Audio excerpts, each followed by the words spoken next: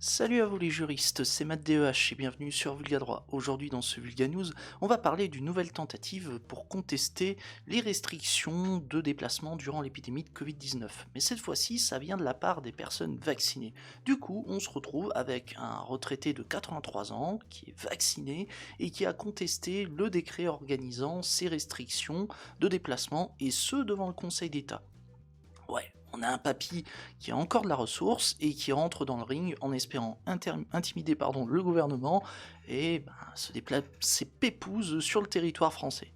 Bon, sur ce, je vous propose qu'on aborde le sujet juste après l'intro.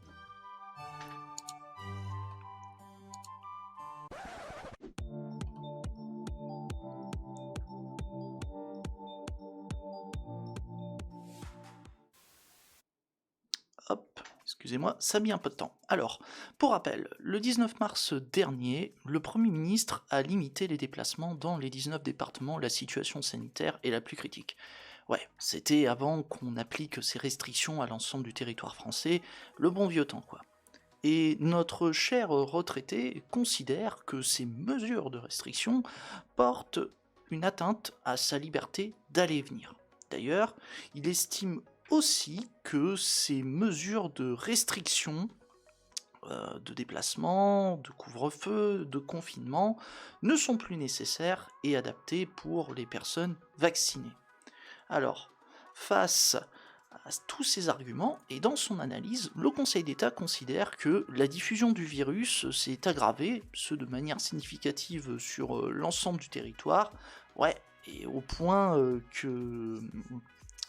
de mettre fortement sous tension les hôpitaux et de conduire à la généralisation des restrictions à tout le pays. C'est ce que je viens de vous dire, on envoie la sauce partout sur le territoire français. Alors, bien sûr, le Conseil d'État reconnaît que la vaccination assure une protection efficace, bien que cela déplaise à nos copains anti-vax. D'ailleurs, un petit coucou à Crève-Cœur et les autres au passage. Voilà, ça fait pas de mal, restons polis. Toutefois, élément à évoquer, le juge constate que les personnes vaccinées ne peuvent être porteuses du virus et malheureusement contribuer à sa diffusion dans des proportions qui ne sont pas aujourd'hui encore connues. Ouais, grosso modo, c'est risqué de laisser Papy se balader dans la nature même s'il est vacciné. Il risque de contaminer d'autres personnes même s'il fait attention. D'ailleurs, à toutes les personnes âgées, là certes je suis un peu taquin, mais force à vous, parce que c'est vraiment pas une période facile. Isolement, tout ça.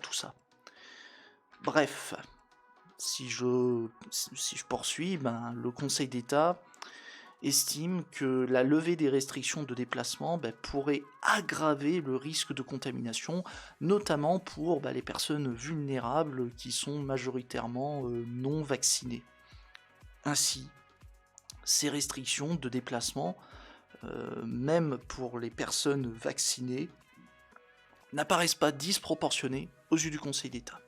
Et c'est pourquoi la haute juridiction décide de rejeter la demande de notre cher retraité, et du coup, il est impossible de suspendre le décret afin de faire échec à ces restrictions de déplacement.